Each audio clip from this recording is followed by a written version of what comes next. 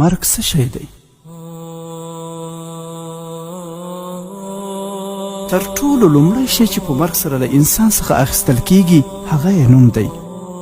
ځکه کله چې انسان مړ شي نو داسې نه وایي چې فلانی چیرې دی، بلکې وایي جنازه یا ناش چیرې دی. انسان بیا نور په خپل نامه نه یادېږي. او کله چې د جنازې لمونځ ورکوي نو وایي جنازه راوړئ. د انسان هغه نوم چې دی 80 کاله پرې یادېدی په یوه لحظه کې هیر شي.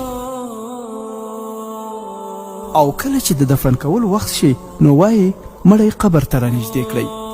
د انسان نوم نور نه یادېږي.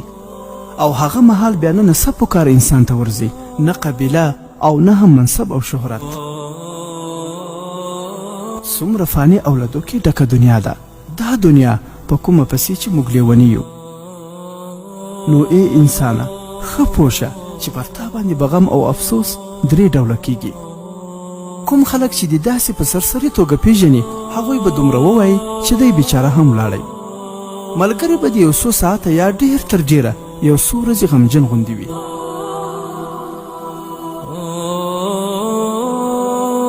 خو بیرته به په خپلو خنداګانو او ګپو کې ورک شي. تر دې ټولو ژور غم به په کور کې وي او هغه به ستا اهل و عیال وي چې تر یوې میاشت یا به زیاتر میاشتې درپسې غمجن وي. او له هغه وروسته به د خلکو ترمنځ دا مجازي کیسه ختمه شي او حقیقي کیسه به دې شروع شي چې هغه آخرت دی. له تا څخه به واخیستل شي ستا ښایست، مال، صحت، اولاد، ماڼۍ او محلات به در څخه بیل شي.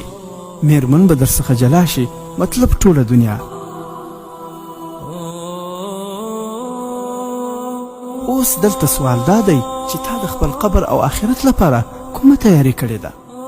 د ځان سره فکر وکړه چې دا اوس ته مړ شې نو هغه کوم عمل دی چې ستا به ډېر زړه پخه وي چې دغه به مې د خلاصون سبب وګرځي.